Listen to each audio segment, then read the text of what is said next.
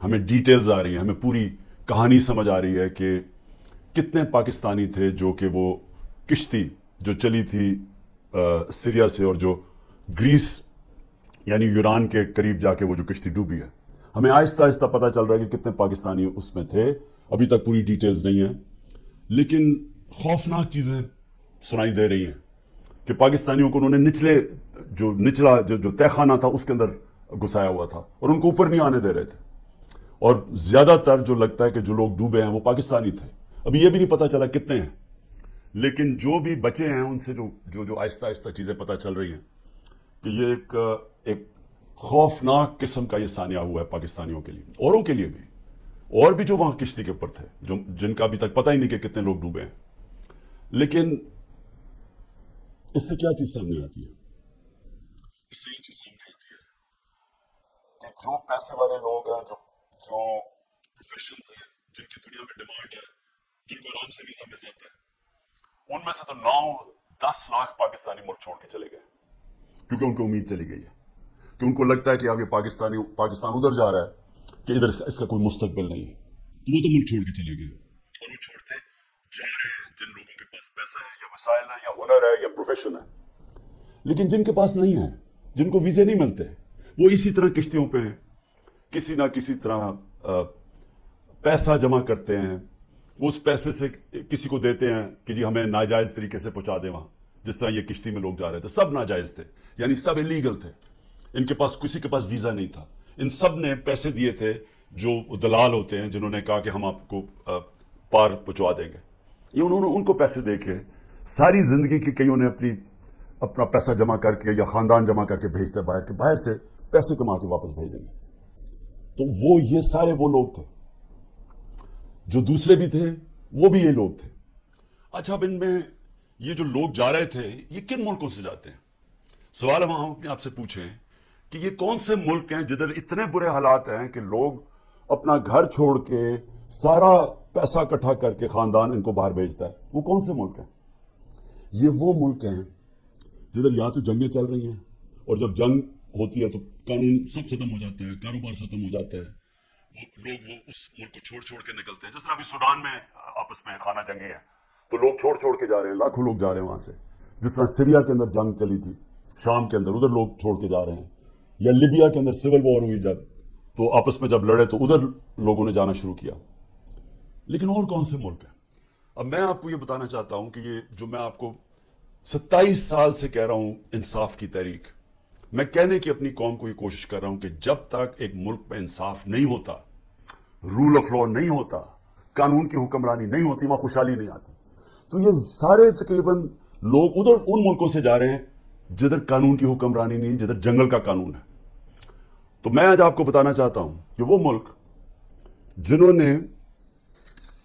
جن کے اندر role of law یعنی قانون کی حکمرانی سب سے زیادہ ہے اور کدھر کم ہے. تو پہلے تو میں آپ کو پہلے 15 ملک آپ کو بتا دوں کہ جدھر قانون کی حکمرانی سب سے زیادہ ہے, اور جدھر لوگ چھوڑ کے ان ملکوں پہ جا رہے ہیں, یعنی غریب ملکوں سے امیر ملکوں میں کن ملکوں پہ جا رہے ہیں؟ ان میں ملک ہیں ڈنمارک, ناروے, یہ اسکینڈینیویا کے ملک ہیں, سویڈن. سب سے زیادہ یہاں قانون کی حکمرانی ہے یا رول آف لا ہے. لوگوں کو پورا اعتماد ہے ان کے انصاف کے نظام پہ, یا انصاف ہے ان ملکوں کے اندر, عدل اور انصاف ہے. تو سب سے امیر ملک یہ ہیں, اور ادھر سب سے زیادہ انصاف ہے. تو یہ انصاف کے اندر یہ جو جتنے بھی ملک ہے, یہ 0.90 سے لے کے 0.80 کے بیچ میں یہ سارے ملک ہیں, جس میں آسٹریلیا ہے, بیلجیم ہے, کینیڈا ہے, آئرلینڈ ہے, برطانیہ ہے, لگزمبرگ ہے, نیوزی لینڈ ہے, جرمنی ہے, نیدرلینڈز ہے. یہ سارے وہ ملک ہیں, اور امریکہ, جن کی جو یہ رول آف لا انڈیکس میں سب سے اوپر ہے. تو یہ وہ ملک ہے جس کی طرف یہ لوگ کشتیوں میں اپنی جانی خطرے میں ڈال کے ان ملکوں کی طرف جاتا ہے. اب آ جائیں وہ ملک جن کی 40.40 سے نیچے ہے, 0.40 سے 30 تک, جن کی رول آف لا انڈیکس میں, یعنی جدھر انصاف سب سے کم ہے. اب وہ کون سے ملک ہیں؟ جس میں ملک ہیں افغانستان ہے, میانمار ہے جدھر یہ ابھی تباہی مچی ہوئی ہے, جدھر ملٹری نے سنبھالا ہوا ملک. ادھر پاکستان ہے, یوگینڈا ہے, زمبابوے ہے, کانگو ہے یعنی افریقہ کے ملک ہیں, موزمبیک ہے, ایتھیوپیا ہے جدھر بھی ابھی خانہ جنگی چلی ہے. تو وہ ملک ہے, نکراگوا ہے, यानी साउथ। सो ये वो मुल्क है जिधर सबसे कम इस वक्त कानून की हुक्मरानी यानी रूल ऑफ लॉ है, जिधर सबसे कम इंसाफ है। इन सारे मुल्कों से ये वो मुल्क हैं जिधर सबसे कम है, इधर से लोग जा रहे हैं उन मुल्कों में जिधर सबसे ज्यादा इंसाफ, और क्योंकि इंसाफ है खुशहाली है। मैं ये आपको क्यों आज बता रहा हूं, मेरे पाकिस्तानी भी मेरी जरा गौर से बात सुन रहे हैं। मैं फिर से कहता हूं कि इमरान खान वो खुशकिस्मत इंसान है, अल्लाह ने इसको सब कुछ दिया, जो मैंने जिंदगी में अल्लाह से अपने लिए मांगा उसने मुझे दे दिया। मैं आपको ये इसलिए बता रहा हूं कि पाकिस्तान का ये रूल ऑफ लॉ इंडेक्स में से 140 मुल्क में हमारा नंबर 129 है, यानी 129वीं नंबर उस मुल्क का है जिधर सबसे कम इंसाफ है। अब ये सोच रहे हैं कि ये इंडेक्स उधर का है जब से ये 9 मई के बाद मुकम्मल तौर पे यहां कानून की धज्जियां उड़ाई गई हैं। 9 मई के बाद पाकिस्तान में वो बहाना मार के, और मैं इंशाल्लाह जब भी अल्लाह मौका देगा मैं ये साबित करूंगा, क्योंकि अब तो मुझे डिटेल्स आ गई है सारी, कि हमारे अंदर लोग घुसाए हुए थे जिन्होंने ये प्लान करके ये आगे लगाई है, और ये हर जगह से एक ही आवाज है, ये हमारे लोग नहीं थे। मैंने एक एक से पूछा, हमारे लोग छुपे हुए थे, क्योंकि वो छुपे हुए हैं जेल में है। मुझे थोड़ा आहिस्ता आहिस्ता लेट पूरी तरह इसकी खबरें मिली हैं, लेकिन जिससे भी मैंने पूछा है उन्होंने एक चीज कही है जी, कि एकदम कोई लोग आते थे और ये एकदम सारों को इश्तियाल दिलवाते थे कि चलो वहां चलो, उधर चलो जी, GHQ चलो, चलो इधर जाके ये जो जहाज चौक पे मियाँ वाली में इसको आग लगा दो। लोग कह जी अब हैं कौन, वो हमारे तहरीक इंसाफ ने कभी देखे ही नहीं थे। तो ये हर जगह से ये आई है। कोर कमांडर घर का जला दिया गया, बड़ा शोर मचाया गया, लेकिन आज तक कोई IG पुलिस से पूछा है कि 2-3 घंटे लग रहे हैं क्राउड को आने के लिए, आप किधर थे? जो ट्रंप के लोगों ने जब उनकी पार्लियामेंट कैपिटल हिल के ऊपर जब उन्होंने चढ़ाई की, सबसे पहले पुलिस चीफ को फारिग किया। तो इधर तो ये इसको तो कोई पूछ ही नहीं रहा, और क्यों नहीं अभी तक CCTV कैमरा की सारों को टीवी के ऊपर डिटेल्स आई, सारा वक्त टीवी पे प्रोपेगेंडा चल रहा है। बताइए तो सही वो शक्लें तो बताइए, क्यों नहीं सेम माने में हमारा क्यों नहीं मौक़िफ़ लिया गया? इन सारों को पकड़ के जेलों में डाल दिया, केसेस कर दिए हैं। मेरे ऊपर, मैं जेल के अंदर था, 9 मेरे ऊपर जेल में जब मैं था 9 क्रिमिनल केस कर दिया कि मैंने इनको इश्तियाल दिलवाया था। कोई सबूत है?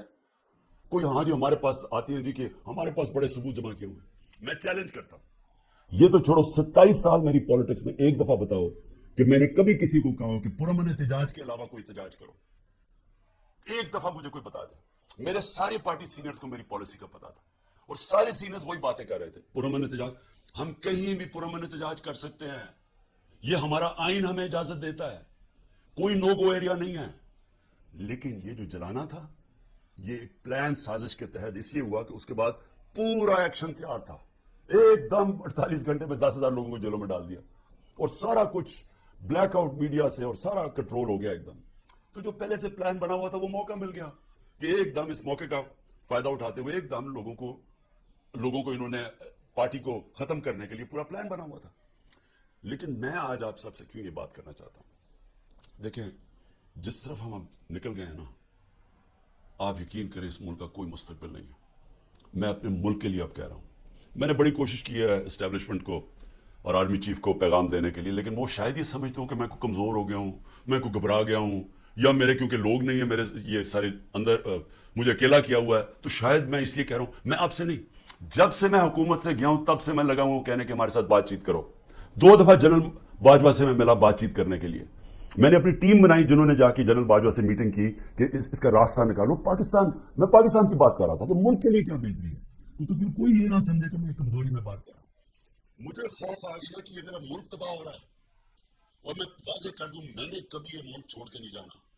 मुझे कोई कहे कि जी आप तो बाहर चले जाए, कोई डील कर ले, मैं हकीकी आजादी की जद्दोजहद 27 साल से कर रहा हूं। मैं डील्स करने के लिए नहीं कर रहा कि जी अगर ये करें तो हम आपको आगे वजीर आजम बना देंगे, ये कर देंगे। मैं ये वजीर आजम के लिए नहीं कर रहा, मैं एक अपने मुल्क के और अपने मुल्क के बच्चों के मुस्तकबिल के लिए कर रहा हूं। मैं बातें भी आपके लिए इसलिए कहता हूं कि डायलॉग करो, क्योंकि जिस तरफ ये निकल गए हैं यहां तो आगे अंधेरा है। ये हालात हैं कि कल कोई बच्चे आए, सोशल मीडिया के बच्चे 20-30 लड़के आए, वो जैसे ही बाहर निकले पकड़ के उनको जेल में डाल दिया। किस कानून के तहत बताएं, किस कानून के तहत? पहले तो आप कह सकते थे ना जी कि ये हमें जी वो कुछ जियो फेंसिंग में नजर आए, आपको तो पता ही नहीं है लड़के कौन है, पकड़ के सीधा जेल में ले गए।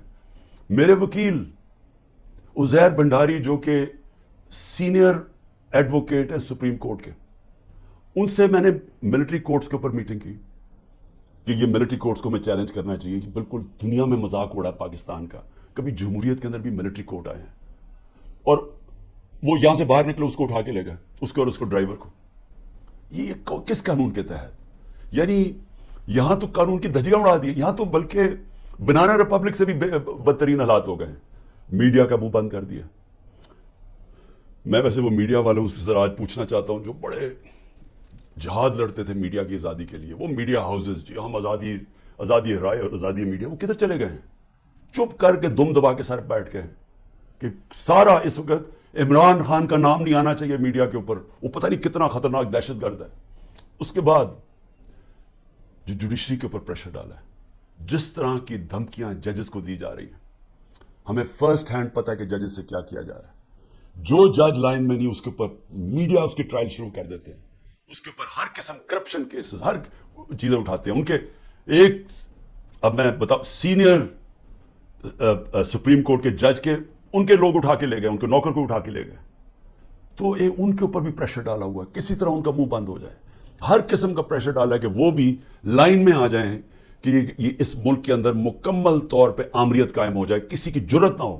خوف کی فضا اتنی ہے، سب ڈرے ہوئے لوگ کہ جی اب پتہ نہیں کس کا گھر رات کو توڑا جائے گا. گھس جائیں گے اندر پولیس. اچھا پولیس بھی عام سادہ کپڑوں میں آتے ہیں، شلوار قمیض میں آتے ہیں، بندوقیں پکڑ کے اندر گھس جاتے ہیں، چیزیں توڑ کے چلے جاتے ہیں، لوٹ کے چلے جاتے ہیں. پولیس لوٹ رہی ہے. پولیس کو سوچے کیا حال کر رہے ہیں کہ آپ یہ پولیس سے جو یہ کام کروا رہے ہیں، کیا پولیس اپنے یہ کام نہیں کرے گی؟ اور کیا اس سے یہ واضح ہوتا ہے کہ کیا عام غریب آدمی اس کے گھروں میں تو یہ عام ہوتا ہوگا. میں اپنی پارٹی کو یہ بار بار کہتا ہوں کہ آپ دیکھو جو ہمارے پہ گزر رہی ہے، اس ملک کے کمزور پہ ہر روز ایسے ہوتے ہیں جب بھی اس کا طاقتور سے ٹاکرا ہوتا ہے. سوچیں انٹیریئر سندھ میں کیا ہو رہا ہے، جو یہ زرداری کرتا ہے لوگوں سے، تو یہی تو کرتا ہے وہ ان سے، لوگوں کو غلام بنانے کے لیے. یہ تو دہشت گردی ہے. ایف آئی آر کٹوا دی، مارے پڑوا دی، اغوا کر دیا، مروا دیا. تو یہ تو وہ بھی کرتا ہے. یہاں بھی ایک پوری فضا بنائی ہوئی ہے کہ جی کسی ٹائم کے کسی گھر پہ آ جائیں گے. عورتوں کی لاپرواہ ہے، چادر اور چار دیواری کی بے حرمتی کی جا رہی ہے. یہ شرم کی بات ہے کہ ہمارے وہ سینئر جرنلسٹ جن کی کریڈیبلٹی ہے، دنیا عزت کرتی ہے، قوم ان کو مانتی ہے، وہ ملک سے 4-5 ملک سے باہر بھاگ گئے، ان کو باہر بھگوا دیا. ارشد شریف کے ساتھ جو انہوں نے کیا، جتنا شاید ہی اس ملک میں ایسا دلیر اور ایک محب وطن صحافی تھا، ایک انویسٹیگیٹر جو محنت کرتا تھا، اس سے جو کیا کیا گیا. عمران ریاض یوٹیوب میں سب سے بڑی فالوئنگ جس کی ہے. اس کا مطلب کہ قوم اس کو سنتی تھی، قوم مانتی تھی اس کی بات میں. وہ ابھی تک مہینے سے اوپر ہو گیا ہے، اس کے بیوی بچوں کی کو فکر ہے کہ ان کے اوپر کیا گزر رہی ہے، غائب ہوا ہوا ہے. اور ہماری پولیس کیا کر رہی ہے؟ آپ کا جی جیو فینسنگ میں نام آگے ذرا ادھر آئے نا، آپ جیل میں جائیں گے. اچھا وہ آگے سے اچھا جی 15 لاکھ روپے نکالو. 15 لاکھ سے شروع ہوتے ہیں، کوئی 10 لاکھ پہ یہ بات باندھ دیتے ہیں. یہ پیسے بنا رہے ہیں آپ. جب آپ نے ملک میں جنگل کا قانون لیا ہے تو جو طاقتور ہے وہ ہر قسم کا کمزور پہ ظلم کر رہا ہے، کیونکہ آپ نے دروازے کھول دیے، موقع دے دیا سب کو، صرف اور صرف خوف پھیلانے کے لیے. اور مقصد کیا ہے کہ کسی طرح عمران خان کے اوپر کاٹا ڈالا ہوا ہے، اب اس نے نہیں آنا. اور اگر تحریک انصاف بھی آئے گی تو وہ سکڑ کے ایک چھوٹی سی جماعت لے کے آنی ہے تاکہ اس ملک میں وہ کھچڑی پکی رہے اور جناب اسٹیبلشمنٹ کا کنٹرول ہو جائے. دیکھیں میں صرف ایک تاریخ کا اسٹوڈنٹ ہوتے ہوئے میں نے اپنی یونیورسٹی میں بھی یہی پڑھا تھا. میں صرف آپ کو اپنی قوم کو آپ کو یہ مثال دینا چاہتا ہوں کہ جدھر یہ ہم اب پہنچ گئے ہیں اور آگے لے کے جا رہے ہیں، ان ملکوں کا حال کیا ہوتا ہے. یہی حال جب دوسری جنگ عظیم کے بعد یورپ آدھا آزاد ہو گیا، یعنی جمہوریت آ گئی، وہاں آدھے یورپ کے اندر اسی طرح کے حالات، آمریت آ گئی، میڈیا کے اوپر کنٹرول، لوگوں کی زندگی پہ کنٹرول. اس طرح پھر رہے تھے، جاسوس پھر رہے تھے ساری جگہ، کوئی بات کرتا تھا اس کو پکڑ کے جیل میں ڈال دیتے تھے. اسی لیے میں سب کو آخر میں پیغام دیتا ہوں کہ ذہنی طور پہ تیار ہو جائیں کہ کبھی بھی آزادی کوئی پلیٹ میں رکھ کے نہیں دیتا. آزادی کے لیے قربانیاں دینی پڑتی ہیں، اور آپ سب کو، میں بھی تیار ہوں، آپ سب کو تیار ہونا چاہیے قربانیوں کا. پاکستان پائندہ باد.